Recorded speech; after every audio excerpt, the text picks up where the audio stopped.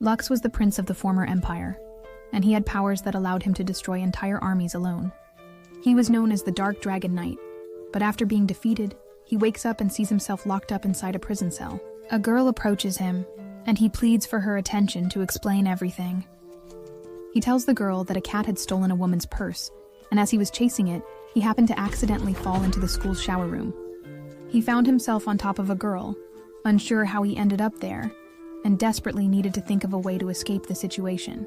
He compliments the girl, calling her cute and a knockout. She labeled him a hoodlum, making him realize she doesn't value his story. She asks him if the sword device is his, and tells him it's rare to see a man carrying two of them. A black one is preferred initially. Another girl comes asking her what she's doing here. The new girl tells him that the headmaster wants to meet him, and they drag their prisoner with them. A new girl tells him that he must have nerve for peeping on girls showering, and he tries to tell her the story again. He discovers he's in an academy and apologizes to the headmaster for the disturbance caused. The headmaster recognizes him as the prince of the former empire that fell in the previous war. And the headmaster tells them that she knows this kid and he would never have the balls to even stare at a girl if she asked him to. Emotional damage. She inquires if he knows about the academy. She tells him girls have a higher aptitude for riding the mechanized dragons, so this happens to be an all-girls school that is intended to train them. However, she wants him to work here, and he asks her why she would ask a man to do this. She tells him that it's rare for boys to be able to ride the mechas. The girls yell at her, and the blonde girl comes in and says that it's unacceptable that he would work here. He recognizes her as the girl from his plot, and the girls warn her that he will develop plot with her again if she gets close. The headmaster tells him that she'll leave him at the mercy of the girl, and the girl orders him to fight her. Anyone feeling like they have deja vu of a blonde girl fighting the only guy in a school full of girls? Neither. The girls think that there's no way she can lose against a man, but the headmaster warns her, saying that he won a tournament undefeated, and he's known as the undefeated weakest one. She believes he's a perv and plans to confront him. She tells him that this duel between them will decide his fate. If he loses, he will become a criminal for his actions. She tells the girls to inform everyone that the new kingdom's princess will be fighting the former prince. He asks her what she means, and she tells him that she's the first princess of the new kingdom that destroyed his empire 5 years ago. He tells him it's nice to meet him, and he wonders how he ended up here. His sister questions him about his presence at her school. He apologizes and asks the girl if she's going to be standing the whole time. She expresses her disappointment in her friend's brother for being a useless perv, and mentions she will keep her distance to avoid him lifting her skirt.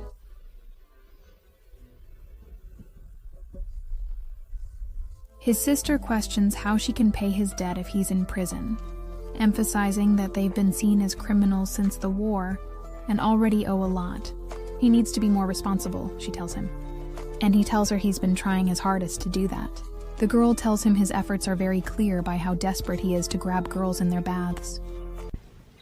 I've made a significant and ongoing lapse in my judgment, and I honestly do not expect to be forgiven for it.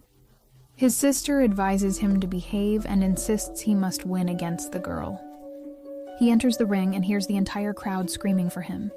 Machines begin to deploy a barrier, and they commence the match for him to fight against the new princess. The girl asks him if he knows why she challenged him to this duel, and he asks if it's because he used to be a prince. She tells him he'll get to know if he wins. The match starts, and he risks his summer. Start it.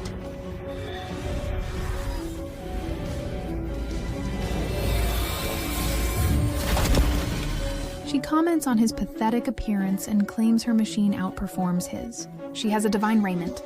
His sister knows that this type of machine has an ability that generic machines can't do anything about, and that only the most skilled can even use them.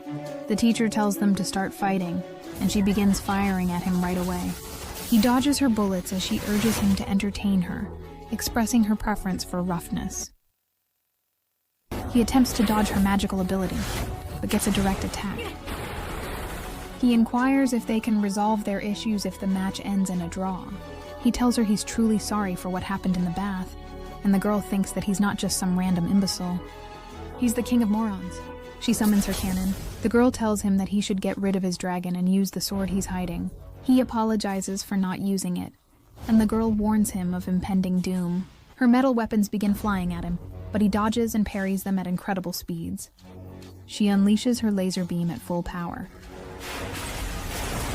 His sister's friend sees him on the verge of losing, but his sister assures her he won't lose easily. The princess wonders how he's still alive, and feels like he's toying with her, so she decides to unleash her ultimate weapon and activate its full energy. She tells him to beg for mercy from her divine raiment, and sends a gravitational attack that sends him crashing towards the ground. Her energy is beginning to run out, but she tells him that it's over for him. However, her weapons begin crashing into each other, and they realize she's losing control. He tells her to hurry out of her machine, but she tells him that she won't lose like this. A sound is heard from the distance, and the barriers disappear. An abyss dragon is devouring and destroying the machines. Students must evacuate as per the announcement. The abyss begins firing towards the princess, and Lux defends her from the oncoming fire. They begin dodging the abyss's attacks, and the girls are scared.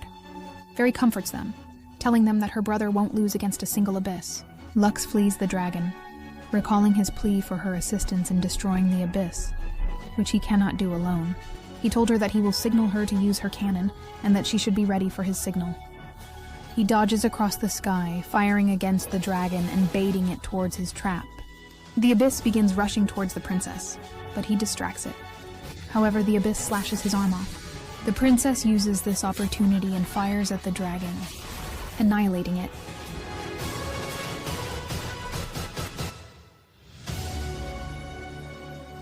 Lux comes crashing down, and Miss Tsundere goes to check up on him. Shower plot progresses again, and she thinks that this is the first time a man has ever tried to protect or help her. Inside his dorm, he dreams in pain, remembering himself staring at a pond, and hearing his brother asking him what he intends on doing. His brother had asked him if he was willing to stay by his side, or if he had his own plans. He wakes up from his dream and sees that the princess is here to take care of him. He questions her presence. She says it's because he saved her. She introduces herself in a small town. She expresses her gratitude for being saved and describes herself as a lenient and generous princess. They share a laugh and she expresses her trust in him. She says that she'll let him know the real reason for her duel, and she tells him that she couldn't let him get away with seeing that in the shower. And he apologizes for seeing her plot but calls it pretty. She insults him, calling him a filthy dog and wishing him dead. She tells him that she was talking about this, and goes on to show him a mark above her plot. She confides in him that she's never shared this before and asks him to keep it secret. He tells her that he'll keep it a secret, and swears on his swords that he will keep it a secret. She asks him why he refused to use his sword during the duel, but he doesn't know what to say. She tells him that his punishment will be attending this all-girls school, Hakialima Sita. She asks him to call her Lisa, like a classmate, then leaves. A girl was spying on them and wonders who this Lux Arcadia guy is. The next day, the teacher introduces Lux to the rest of class and tells him to greet them. He introduces himself, and Lisha has taken a liking to him. The girls find him attractive and believe he is very powerful. He wishes he could just go home, and sees a pink-haired girl he recognizes is Fluffy. He thinks it's been 7 years, and tells the teacher that she's a childhood friend of his. Lisha feels jealous when the teacher lets him sit nearby. He asks Philip if he could borrow her textbook, but she tells him to call her Fee. The rest of the class begin thinking they're cute for their nicknames, and she gives him her textbook and calls him Lou. Later on, the girls ask him if he's a handyman. A request for his assistance is made. What are you implying? And the other girl thinks that she wants some of that too. You sure about that? One of them decides to create paper requests so they could all get service from him, and begin calling him Lucky. Lisha comes up to him and tells him she also has a request. She informs him that she wants him to be her only personal assistant. She tells him it's the least he can do since he saw her plot. Fee gets up telling Lisa that she's making him uncomfortable. They begin fighting, and Lisa gives her a donut to back off. She eats it and says Lou feels uncomfortable, and that she should back up. Crossifer, wow, these guys, James man, will definitely call her blue-haired from now on. The crew girl informs Lisha that the headmaster requested her help. Lux agrees to get out of this mess and walks away with her. He thanks her for getting him out of that mess, and asks her why she would do that. She asks him if he's heard of the Black Hero, the legendary drag knight who single-handedly brought down the entire empire. She informs him that his identity is unknown and has a request. Find the Black Hero, she commands him, because she has personal business with him. He remembers his brother telling him that the army put his childhood friend on the list of human experimentation. He tells his brother that he doesn't want to kill people. He wakes up the next day wondering what that dream was. He grabs Plot and thinks the blanket feels good. However, he realizes he's grabbing Plot and runs away. He asks her why she's here, and she tells him that this is her room, and that they slept together because of that. He tells her to cover herself up, because he can see everything. Wozai, wozai. Eri expresses her surprise to her brother about his transfer to the school and his quick development of a plot. He clarifies that the headmaster assigned them to work together due to a lack of vacancies, and that she trusts him with her sister. Eri warns him to be careful because rumors are already going around about him. She leaves, and he asks her why she's leaving so soon. If she remains with him much longer, she fears she won't be able to leave. She says it's a joke and departs. He goes inside a barn and says that he's here for a request. He finds Licia on the floor and inquires about the shop manager. She tells him that she's the manager and shows him his repaired dragon. He asks her how she's able to do such a great job, and she tells him that she did this so he could join the school's night squad. She tells him she saw potential in his skills, and she would like him to lend his strength for their new kingdom. He grabs the sword and promises to help her. She expresses her gratitude for his presence, but has one last request. They walk hand in hand, and she emphasizes the need to know each other to improve their nights together. She takes him to a restaurant, and he thinks this place is expensive. She claims to be a princess who can treat him, but then remembers she forgot her wallet. She apologizes for not being able to treat him to lunch, but they still get food. She tastes his big, long, creamy stick and thinks it's delicious. She blushes and expresses her desire to feel it on her chest. She wants his warm cream on her chest. You know what? Never mind. Just spam Rip Lux in the comment section, because he has to deal with it soon. DeRay, every single day, the fake fans will never see it coming. They go on top of a tower, and she tells him she loves the view.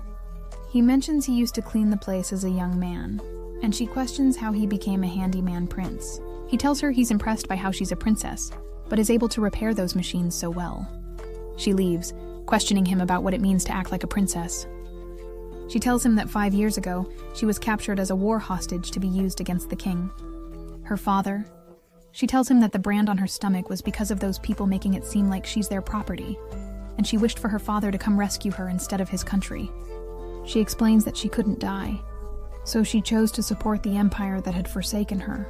She doesn't feel like a princess, but after her father's death, she was the only heir to the throne. At night, he thinks that he couldn't do anything befitting a prince. He remembers wondering why his brother had killed all of them. He remembers his brother laughing at him in a crazed way, telling him that he was useful.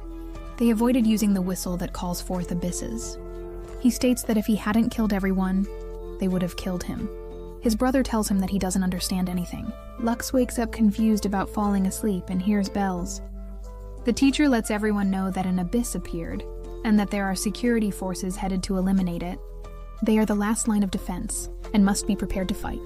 Lisha tells him that she's heading off because the military is short-handed. She tells him not to worry because she's strong, and heads off. Harry inquires about a problem, and Lux acknowledges a recent rise in abyss occurrences, unsure of the cause. Lisha gets ready to attack the giant slime, but hears a whistle blowing. The slime explodes, causing Fee to hear a whistle and inform Lux. The slime explodes, and someone tells the eggs to hatch now. Hundreds of abysses appear, and a man comes from within. He reveals to Lisha that he is a commander from the former empire, which she calls treason. He tells her this is his homeland and whistles again. The abysses begin flying around, but Lisha attempts to hold them off with her laser cannons. Another attacker confronts her while she continues her assault. She starts to lag behind. One of the Drag Knights comes back telling them that they're in danger. Lux tells his sister that he will go to help Lisha, but his sister tells him that he can't do anything with his weak machine, particularly without his sword. He reassures her and prepares to leave. Lisha is still fighting against the dragons with her gravity weapon. She inquires about the others' safety, but they inform her they're unable to fight. Lisha plans to confront the leader to eliminate his control over the abysses. The man blows the whistle again, and 3 of the abysses begin firing at her. While trying to evade, their leader defeats her, revealing the entire rebellious army of the Empire. Lux tells her to hold out, but she tells him that it's okay, because in the end, she couldn't do anything befitting of a princess. She expresses that it has been tough, but she genuinely wanted to prove herself. The leader dismisses her story, tears her shirt to reveal her mark, and claims responsibility for it, prompting her memories to resurface. She throws her sword just as he is about to defeat her. Lux comes to save her. Lux confesses he also accomplished nothing as a prince. He failed to save everyone, so he committed his life to helping others. His arm is severed, but he quickly activates his powerful magical ability, unleashing a formidable machine at his command. He draws forth his formidable black sword, reminiscent of those found in the Harry Potter universe. Suddenly, he becomes enveloped in an imposing black armor, catching the attention of those around him. They soon realize that he has summoned the legendary Black Divine Raiment. Eris, witnessing this transformation, recognizes that her brother has unleashed its incredible power and potential. The girl suddenly realizes that he is the legendary Black Hero, clad in his formidable armor, who goes on to annihilate all the terrifying abysses that stand in his way. He expertly explodes them one by one, showcasing his incredible power. Meanwhile, his sister recalls with awe how he was once the famed Drag Knight, a warrior who single-handedly destroyed thousands of fearsome machine dragons, leaving a lasting legacy in their world. With determination, she takes a moment to prepare, grabbing a carrot to add to their meal. Saijaku brings night to this. The following day, Lux arrives at school and is congratulated by all the girls for his victory. Irie informs him that everyone has prepared a surprise they believe is suitable for a prince of his status. Lisha comes in, trying to thank him, but chokes on her words because his warm cream hasn't left her chest yet. Her friend comes in and says that Lisa meant she wanted to thank him by writing his draconic fee comes up congratulating him, and Lisa calls her a ditzy girl for eating Lux's food before he eats it. The headmaster decides to have a toast, and all of them enjoy the meal, especially his sister feeding him, because we need to have a siscon plot. However, some girls think that they're all too relaxed around him, and Crossifer sees this. The headmaster tells him that she has one more request for him. She informs him about an upcoming competition. Anyone who manages to capture this paper will get to use Lux for an entire week. She tells him that if he's able to hide and hold on to the paper for an hour, he refuses to be a slave. Poor Lux begins running for his life. Throughout the entire campus, girls begin running to find him, and he hides in Leech's shed. She tells him that he can hide here for the time being, but she wants to ask him about the Black Hero. Those who witnessed his divine raiment ability will keep it secret, but it will aid her research. Lux explains that his reload on fire can compress time and unleash it, but Lisha restrains him and tells him that he fell for the oldest trick in the book. Lux tells her that he will hand over the form if she lets him down. Soka. Congratulations, you played yourself. Lox hides around campus and Fee comes up to him from behind. Her sister promised cake for catching him. Sophie uses her strength to hold him back. She happens to secretly be a black belt in karate.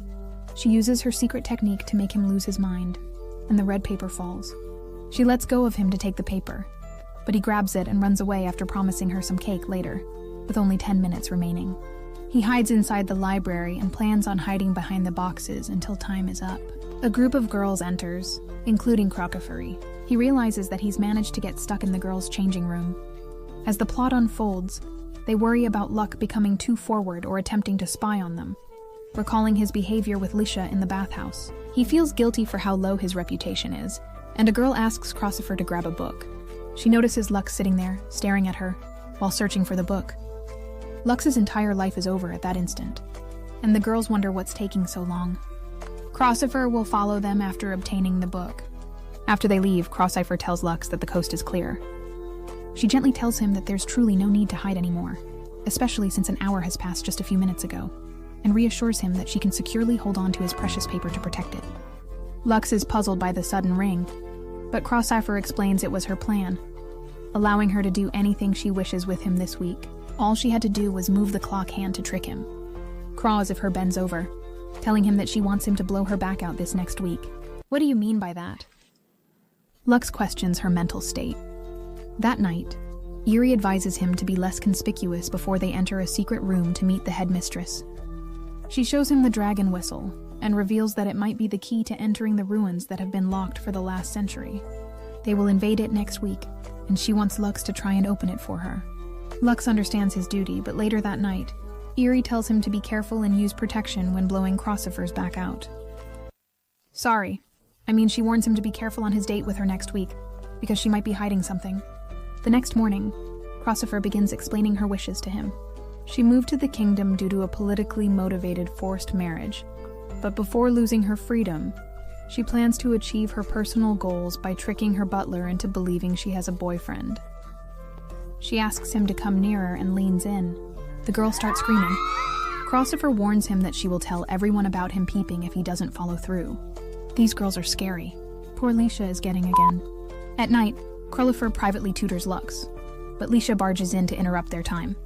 Fee sleeps on Lux, causing Lisha to feel jealous again. Lisha isn't done with Crossifer yet, though.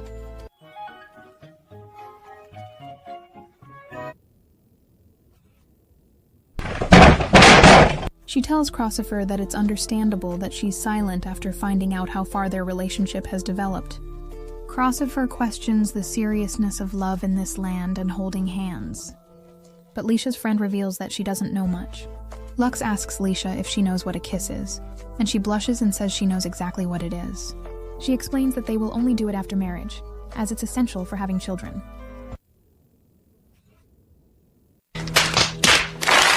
Fee tries to reveal that she kissed Lux, but no one hears them.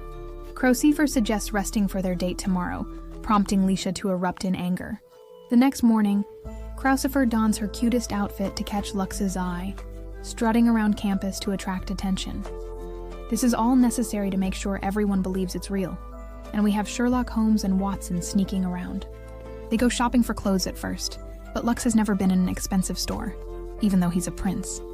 Crossifer explains that she hasn't either, as she's unlike other nobles. Fee notices that Lux has taken his plot protection off, and Lisha wonders what the size of his Excalibur is. Stop it. Get some help. Crossifer has ordered suits for him to look like a proper prince after they leave the store. As they enjoy dinner in town, Lux wonders about the way she's looking at him during sunset. Crawford tells him that he looks handsome from the side, but Lux tries to ask if the restaurant is right around. She tells him that she was too focused on his beauty to tell. Lux gazes at her, curious about her thoughts, when suddenly a whooshing sound comes from above.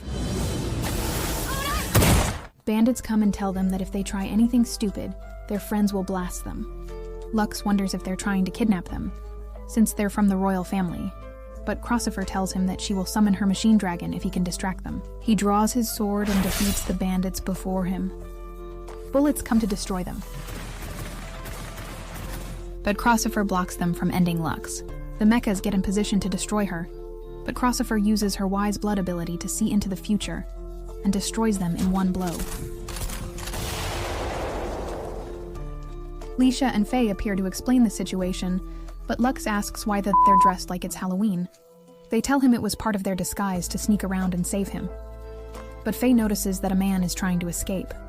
He tries to run away, but a mysterious woman appears from an alley and chokes the man in place. She tells Crossifer that it's been a long time, and Crossifer remembers she's alterized. Bro, actually, what the fuck are these names? We'll call her Butler from now on. Shift-Alt-Tab Girl goes on to have dinner with them, and Lux wonders why Lisa and Faye joined them. Christopher introduces Lux as her boyfriend, and her butler wonders who this kid is. Lisa says that they're definitely not dating, but Lux tries to tell Lisa to stay quiet just for now. Okay, I'm fucking done.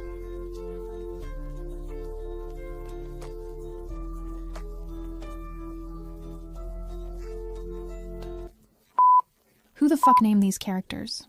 He's the head of one of the 4 great families who will marry Crossifer, but she tells him that she's already in a relationship. The man laughs and says that this guy is a mere peasant compared to him. Crossifer tells him to leave her alone and stop calling her his wife. The man decides to challenge Lux to a duel for Crossifer's hand and asks Lux what he thinks of this. Crossifer suggests making this a 2-on-2 and tells him that he can pair with Alterized to fight them off. The man accepts the duel and tells them to be there, and Lux guarantees that he will show up. Later that night, the man learns about the secret to enter the ruins, and his informant happens to be none other than Lux's brother. In the morning, Crawfish comes and thanks him for agreeing to the duel to save her. She wonders how he's still okay with this situation, even though he's not her real boyfriend. Lisha understands the situation after hearing this. Lux is glad her heart is with Lisa, but she also recognizes her own foolishness. She tells him that she will go and add more attacking methods to his drag knight, like a giant drill so he can pierce her heavens. Crossifer tells Lux goodbye, and Lisa is still thinking about Lux's giant drill. Stop it. Get some help. Tiller tries to pull Lux away while he walks on campus. She takes him to an unknown room. Lisa suggested taking care of him after a long day to make him happy, and they agreed to do so. She gets angry after her secret was revealed, but Tilfer goes on to tell him that they dressed up like maids for him to make him feel better. Lisa hopes something like this wouldn't bother him, but Lux thanks her for her kindness. She goes on to tell him that she can do some indecent things if he would want as well. After all, Tilfer taught her that maids do all these kinds of things. Thanks to Tilfer for being an awesome wingman. A council meets and discuss the fact that Ragnarok is upon them. The groom's family determine that they will take responsibility for entering the ruins and securing the weapon of destroying it. At the same time, the headmistress holds a secret meeting to discuss tomorrow's mission and reveals that they will be using the whistle to enter the ruins. She entrusts Lux with the key to the ruins, and Lisha goes on to tell him that she will finally add the big drill to his machine.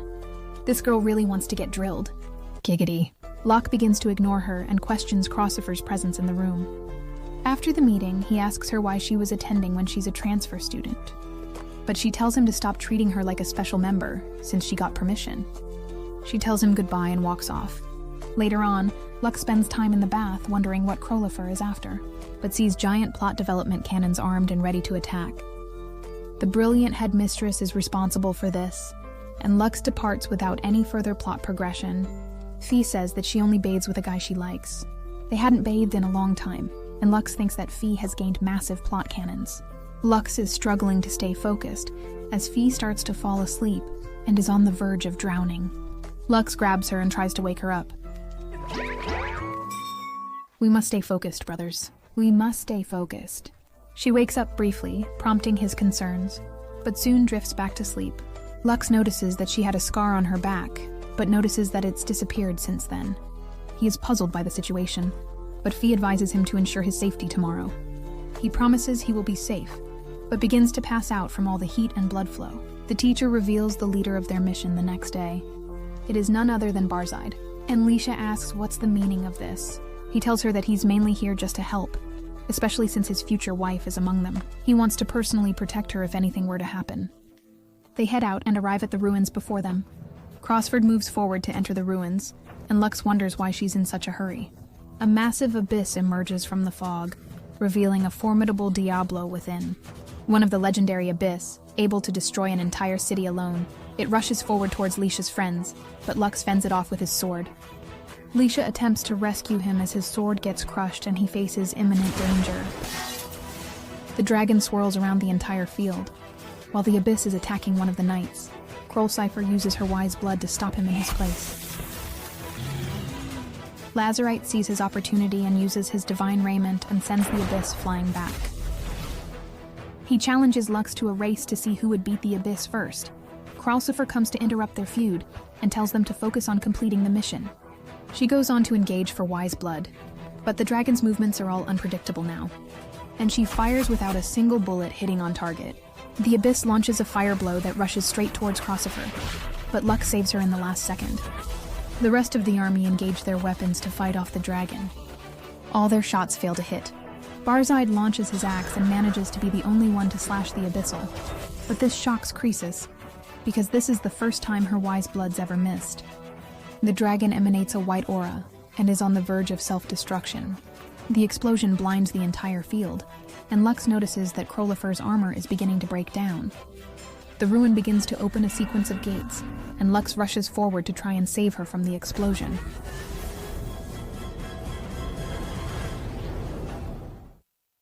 Inside of his memories, Lux remembers his brother making sure he's okay after a giant explosion had destroyed the ground beneath him. He was attempting a new technique, causing his consciousness to fade. He sees that no one is around him, and wonders where he could have teleported to. Krolcypher reveals that they're likely in the ruins, and thanks Lucas for saving her from the explosion. As they get closer to the center, Krolcypher collapses, but is determined to continue moving forward before she loses her last chance. Lux carries her on his shoulder after she collapses again. Lux arrives at the entrance, reflecting on why she has been searching for the Black Hero. She reveals that the Black Hero is the only one who can ride his drag knight infinitely, so she wants to ride his drag knight infinitely. What are you implying? Inside the center of the room, they arrive at the altar, and Lux goes on to take out the key to the altar. However, it begins to activate, and the altar acknowledges Crosifer to be the key to this altar. She discloses that she is not from this world.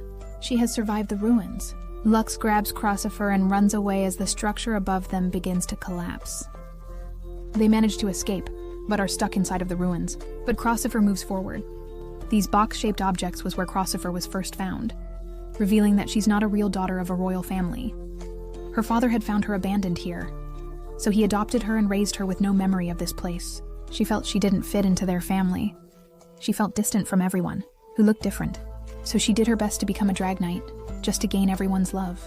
But the one thing she wanted the most, her siblings' love, she was never able to feel it. She wanted to believe that these ruins were fake, but the way they reacted to her proved that she was part of the ruins. She apologizes for bringing him along with a useless person like her.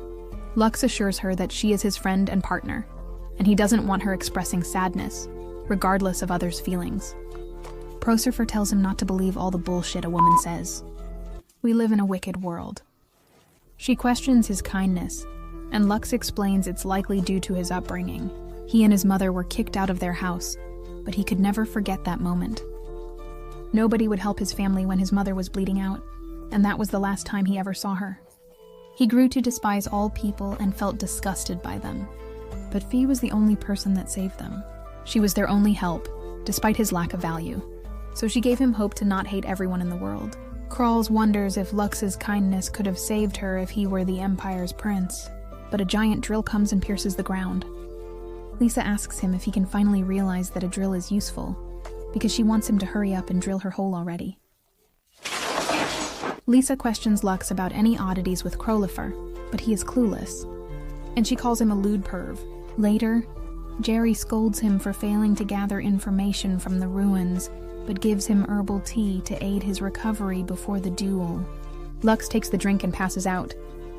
Eerie wonders if this will satisfy Crolifer, and she remembers her planning to do this so Lux wouldn't have to come and save her. At the duel site, Barzarai wonders where Lux is, but Crolifer tells him that it will just be them two battling it out. Barzide summons his drag knight, and Alterize goes on to also begin summoning her drag knight. However, Barzide uses his magical ability to knock her unconscious. The battle between the two of them begin, and Crosifer uses her wise blood to avoid all of the oncoming bullets. Barzide surprises everyone by dropping his axe to seize Crosifer's leg and using his magic.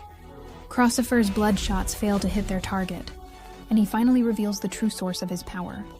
He fires 3 bullets that pierce her armor and flanks her from the back to slash her down with his giant axe.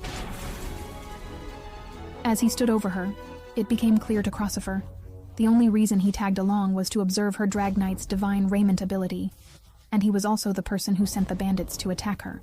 The information from the battle allowed him to gain the edge in this duel.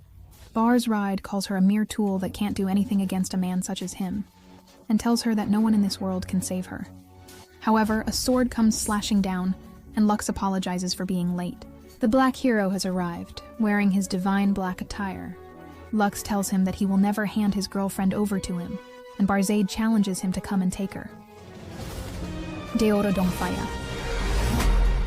Lux rushes forward in full throttle, attempting to pierce his barriers with his mighty power, but Barzide strikes him down. But now Lux finally understands the reason he can read his movements is because he stole Crosifer's wise blood. His divine attire removes the opponent's divine attire and saps energy from their drag knight. That's why her butler's energy was sucked right away. Barzide praises him for noticing, but fires directly towards Crosifer, giving Barzide the opportunity to latch onto Lux and steal his reload on fire ability. His speed multiplies, and he vanishes throughout the field to strike down towards Lux. Lux struggles to withstand the power of the divine raiment against him. Azurite reveals that he promised the Empire he would fight off Ragnarok for the new Empire, and he needs to collect all the powers he can. The way he sees it, a single woman is nothing compared to saving an entire country.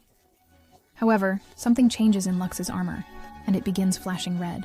Crawford begs him to stop playing the role of her boyfriend.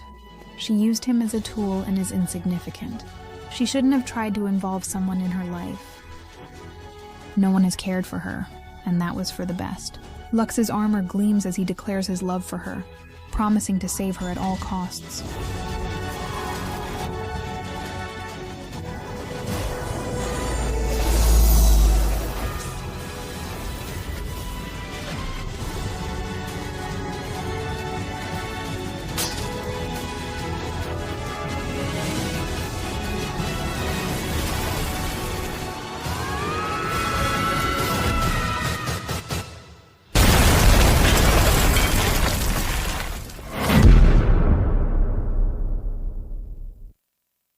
Noct is curious about how Lux kept fighting after the battle, so Eerie reveals that he lost control of his Dragnite on purpose to gain its extreme power. Lux goes to Crosfer, saying the battle is over, and tells her to come back home with him. She cries and accepts holding his hand. Lytia follows Lux again the next day, as it marks the final day of their contract. Lux is shocked to learn from the butler that Crawford's family has agreed to his engagement with her. The butler apologizes for all the trouble and excuses herself. Crawfisher asks him to sit next to her and stop disturbing customers. He questions why their ongoing fake relationship persists. But Crawfisher reminds him that he screamed he's her lover during the duel. Lux tries to say that he was just being impulsive and asks her to stop making fun of him. Kralcypher responds thoughtfully that after spending a week with him, she came to the conclusion that she didn't appreciate or like weak-minded, submissive puppy boys. Lux laughs despite the pain she feels inside, and as she struggles with her emotions, she tells him that he actually possesses an aggressive side. Meanwhile, poor Lisa is once again caught in the middle of this turmoil, like Karina Kata, trying to make sense of the chaos surrounding them all. Poor Alicia isn't getting. Just she's getting Giga Kralcypher moves back and licks her lips. She grabs Lux's face and tells him that if they were to get married, she would be kissing his hard metal drag while riding it. What do you mean by that? Lisha barges in. She yells at them for excluding her. A few nights later, a girl with black hair walks around campus, and the other girls realize they haven't seen her before. She continues running around, and a teacher tells the girl to hurry home before the creepy stalker comes to her. She notices something is off about the girl, but decides to just leave her alone. Poor Lux has no idea how no one has realized it's him yet. A girl informed Lux that Ragnarok has been unleashed, prompting Lux to recall Blazaride's words. Sheris reassures him that another girl can fight Ragnarok, so he shouldn't worry. Seals is her name, and she's the strongest among third years. She will be returning soon, but she hates men more than anything in this world. Kares has a solution for this problem. Tilfer and Lux, despite challenges, disclose their final strategy to address the issue at hand. They remove his protection. Poor Lux can't get a break. At night on the bench, he reflects on Silly's character, but is interrupted by voices from the bushes. The blonde girl speaks to a cat, but it walks away. Lonely girl is ignored even by her cat. He questions the girl's identity as the creep nears Lux. In an instant, he unsheathed his blade and is ready to end Lux. The blonde girl rushes in, parrying the sword and threatening to attack. But the mysterious stalker throws a smoke bomb. While they're distracted, the stalker throws a blade towards the girl, but Lux covers for her and gets injured. The blonde girl rushes him to the infirmary and tells him to take off his jacket. Lux asks her to proceed from behind to maintain his cover. What do you mean? After she finishes, Lux asks her why she was talking to the cat. The girl gets flustered and tells him to forget about it, and that it's not like she has no friends to talk with or anything like that. The next day, Lux sits down and remembers the events from last night. Luno introduced himself to a girl named Seals, who was known for hating men. Lisha begins calling out his name, but he's too zoned out to pay attention. Plot development enters the chat, and Krosifer asks him if he would like to take a rest during their private tutoring session and see where things take them. Lisha tells Lux to stop their fake lover act since it ended last week. At night, a mysterious man wanders through the jail cells in the kingdom. Barzide pleads to be released, but the man points threateningly at his chest, and a second later, his insides begin exploding. He then blows the abyss whistle, and the abyss begin gathering around the kingdom. The next morning, Lux gets determined to face Celes in order to fight off Ragnarok, but Tiffer calls for him because there's trouble running around. He hears Silly's begging for Lux to be kicked out of the academy since he's the only man here, but Lisha calls her a blockhead. Lux arrives and Silly's reintroduces herself, telling him that he can't attend their academy because he's the only male. Lux asks her to help with the suppression of Ragnarok, but Silly's tells him that she will face Ragnarok alone. Lux still refuses to leave because there's no chance she can face Ragnarok off alone. The headmaster tries to calm them down, and suggests that the best way to settle this entire situation would be by having them duel one another. They will spend 3 days on an island training and dueling each other before departing. Lisha bets that Lux will win, but Celes agrees to the conditions and leaves the room with a girl called Sanya. At night, Sanya thanks Celes for trying to throw Lux out today and bids her good night. After Sanya leaves, Celes thinks this whole situation is terrible, but winning the duel will be the only way she could protect Lux in the school. At the island, Celes takes command of their training, but Lux notices a building in the distance and wonders if he's seen this place before. At night, Lux ponders Celes's intense training compared to others, while Crossifer explains that Celes has always been this way, though she seems troubled by something. Before they head off to bed, Lux tries to give Karaz her clothes back, but Tilfer and Nock think this is a boring development because they fit him so well. Sanya calls for Lux for an urgent request, so he enters the room and realizes that the only thing that's going to be longer than this night is his dick. Celes wonders if anything's wrong, so Lux immediately switches to his girl voice and wonders why she would call him here. She requests a massage from him and later asks him to change. Lux attempts to leave, but she pleads for him to stay. He then chooses to change into his female outfit before she realizes it's him. Celes finally gets up and notices that Luna is the one who's here. Seeing her only friend excites her. Lux attempts to depart before realizing his disguise. His attempts to leave sadden Celes, so she asks if she would like to hang out tomorrow instead. Lux tries to do everything to get out of this situation, but Celes thinks that Luno must not like her after all, so Lux reluctantly agrees to hang out with her. This cheers Celes up, but she notices Luno's sword happens to be here. After unsheathing it, Celes thinks it's a pretty device and hands it back to Lux. He leaves the room, but Sanya wonders why Luno is sticking around Silas's room. Kralcypher interrupts to say that Luno was only there because she asked her to meet at this place, and asks Sanya why she was watching over Silas's door so carefully. Sanya is caught in a compromising situation and chooses to leave. Christopher asks Lux to join him, and she questions how she recognized him. She said she'd always remember her precious Lux. She warns him of Sonia because she seems to want him kicked out of this academy. That same night, he stares outside the window at the moon. And Lux wakes up and sees the intense plot development in front of him. Lux wonders what she's doing here at this time, and Fee asks him if he would want a hug. He remembers hearing Fee's words telling him that hugs cheer you up. He smiles and tells her that he's not a child anymore. But Fee tells him that she doesn't think he's changed, and that he's always been the same. She hugs him, telling him that even if he loses, she will fight Seelith for him, and will make sure that they will never throw him out. The next morning, Lux engages with his fake plot as Celes approaches to start their day together. She guides him through various shops in town, ultimately arriving at a bathing dress store. She asks him if he would like to try one, but he runs away and says that he has a fever. Celes cares for him but regrets not being a proper escort.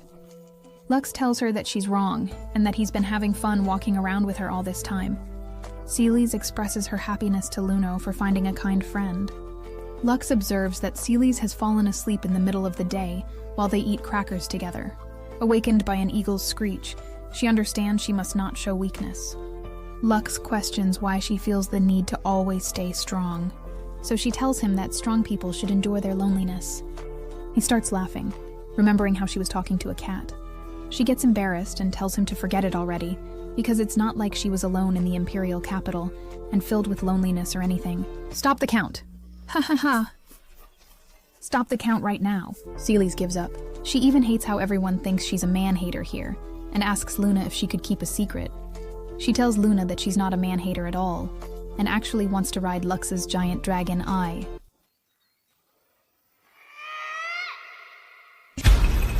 I'm not gonna judge your journey. It is your fantasy.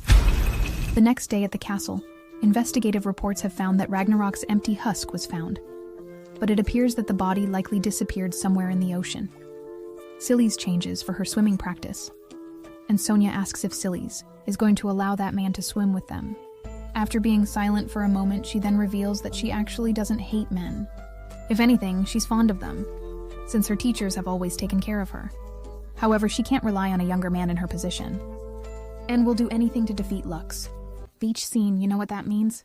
Plot, and even more plot. At the beach, the girls call for Lux by the name Lux She. He sees all the plot and looks away from them. I told you this guy couldn't look at girls, even if they asked him to. Crawford explains that it's okay, since it's not underwear, and Fee splashes him with her giant water guns. Sorry, not those. Fee continues splashing him until he runs away from the situation and finds Lisa struggling. She's worried her outfit will reveal her mark, but Lux tells her that it's okay since she's as flat as a surfboard.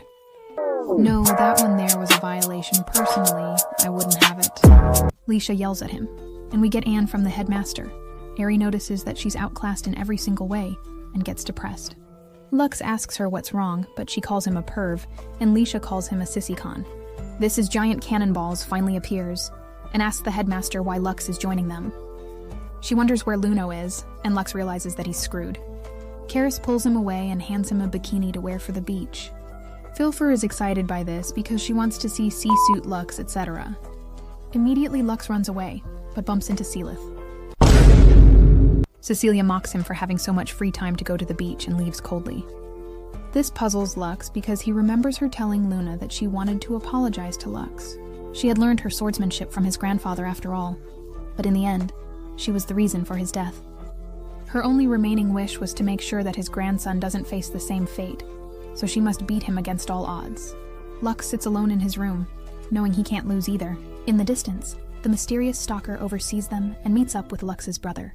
The next day, the duel between the two of them is finally about to begin. The winner will gain one wish, and she asks if both of them are okay with the conditions. They agree, and they both draw their swords.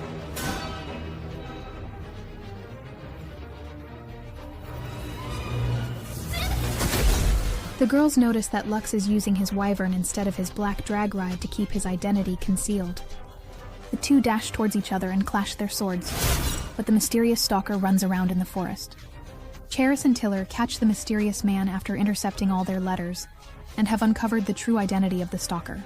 It's none other than Sanya, and she takes her covering off. She reveals her mission is to kill everyone here and overthrow the new empire. Immediately she unsheathes her sword, and the dragon whistle is heard. Her divine raiment pulsates and begins to transform, enlarging in size and strength. Meanwhile, Lux continues parrying all of Silly's attacks while dodging her, but she releases her magical energy and sends a lightning bolt to pulverize Lux. He begins to lose control of his drag ride, allowing him to activate Recoil Burst and rush towards her. In an instant, she vanishes away and teleports behind Lux, but just before she is able to launch her attack, loud screams begin to deafen their ears. Tentacles pierce the ground and throw seals out of control. Ari runs around and notices that Fee is the only one missing. Deep in the forest, Fee struggles to keep walking and collapses, but her sister hugs her. She promises to never let anyone take her away again, even if they have to ally with this damn new empire. Lux holds on to Silly's, asking her if she's okay. Before them is the Ragnarok that's believed to be close to resurrection. Silly's vows to destroy it alone, and rushes towards the Ragnarok while dodging the tentacles. She activates Divine Gate and teleports towards the head of the Ragnarok, shooting from point blank onto the Ragnarok and then slashing it down. After crushing the enemy, she struggles to continue flying, but Sanya appears looming over them. She warns her that this fight is long from over, and the abyss whistle is blown once again.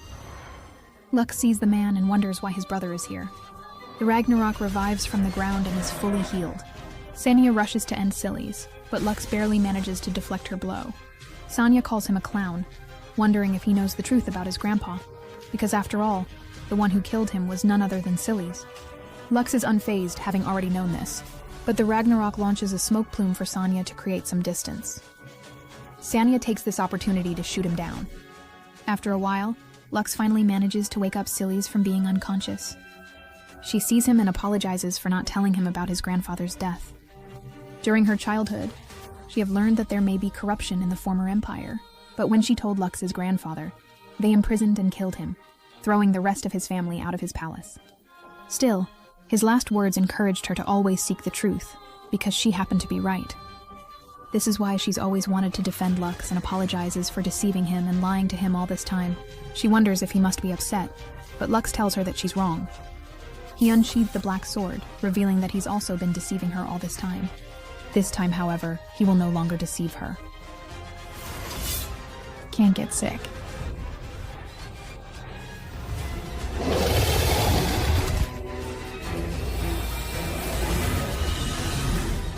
The pitch-black divine drag ride appears before Seelith.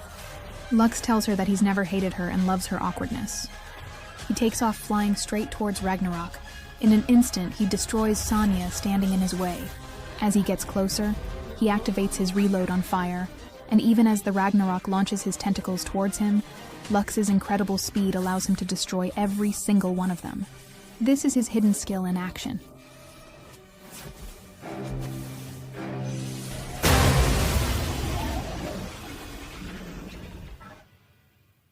Silas points her spear towards Sonya, commanding her to surrender before she becomes a prisoner. But Sonya refuses. She knows that Silas would never stab her, so Sonya bids her goodbye and flies away. However, the battle is far from over. A white crystal appears from Ragnarok's center, and Sonya quickly takes it along with the mysterious man. The mysterious man finally takes off his cover, and Lux realizes that it's not his brother. This boy's name is Hayes, and he promises to revive the nightmare from 5 years ago. Sonya launches an attack towards Lux and they disappear. After they're gone, Lux stares at that same building from before. In Celis's room, Lux treats Celis, but she will not forgive him for deceiving her this entire time with the Luna Act. Lux wishes he could somehow amend things, but Celis thinks it's most miserable that she's so happy to have been saved by him. She's never understood the feelings of men, but wishes for him to teach her, just like his grandfather used to.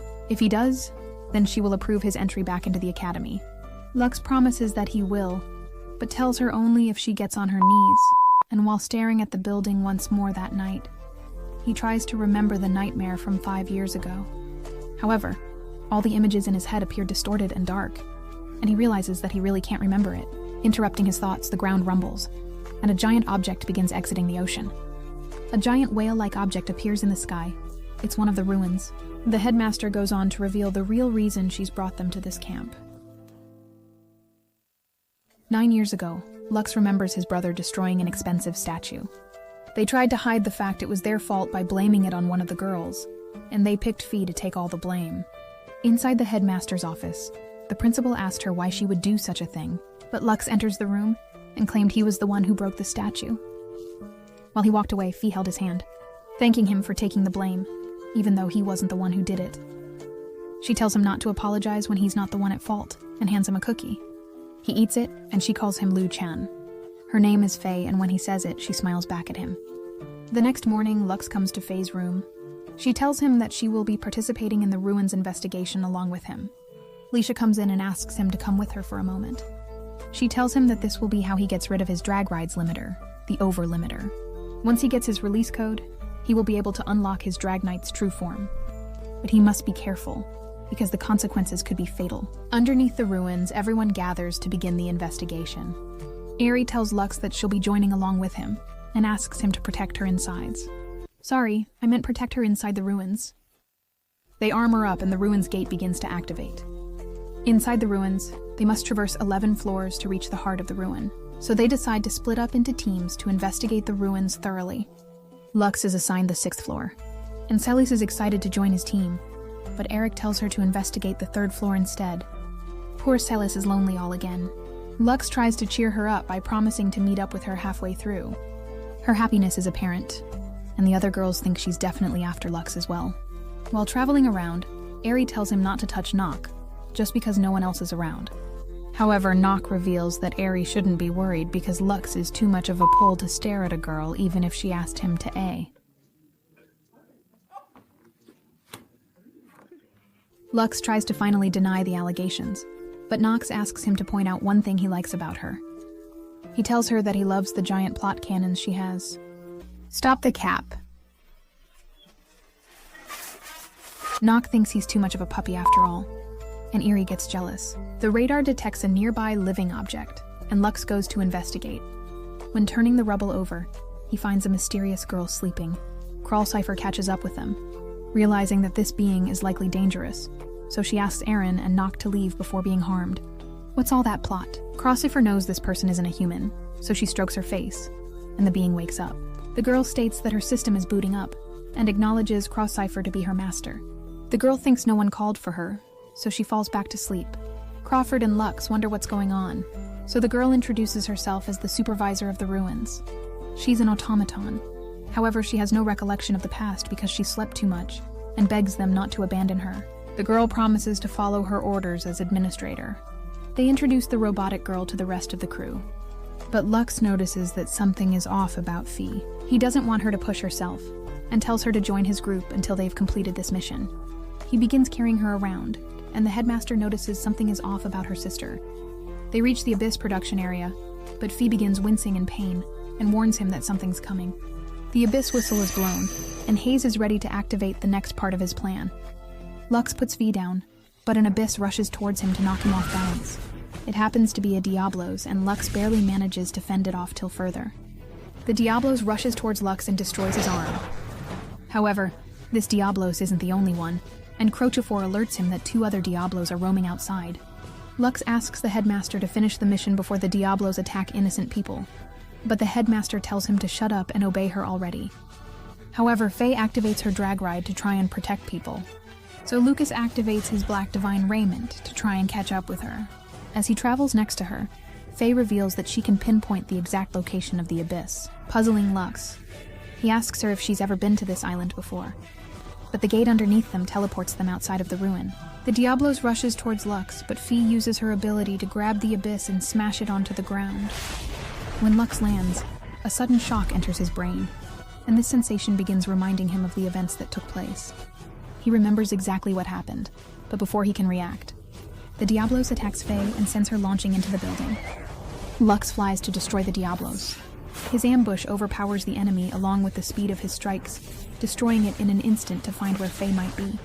He enters the building and notices an underground secret area. When he enters the ruins, he remembers exactly what happened in this place. It used to be a human experimentation zone, and he was here 5 years ago, and so was Fee. Deeper inside, he finds Fee burning up with pale skin. She warns him that an Abyss is near, but Lux says that he's already defeated it. However, she tells him the Abyss is now here,